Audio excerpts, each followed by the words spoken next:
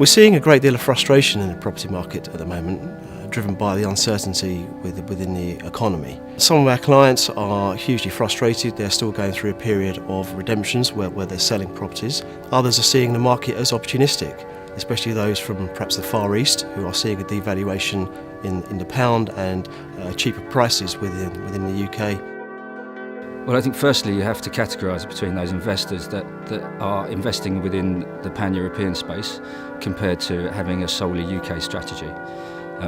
Because of the uncertainty, the market in the UK has remained very static compared to a greater deal flow within Europe. If you take the wider spectrum of the overall insurance market, that's been quite hard for the last 18 months or so, and by that I mean restrictive coverage and price increases. The real estate market isn't as affected unless you've got a portfolio that doesn't perform particularly well, and by that I mean you may have a particularly difficult risk. For instance, you might have a recycling plant in there which is a little bit trickier to place now, or you may have a portfolio which has very poor claims experience. So what we're seeing from underwriters is much more scrutiny around their risk appetite and the detail that they want. The warranty and indemnity market at the moment is still very, very competitive. There's much more demand for that as a product, and as a result you're seeing more entries coming into the market.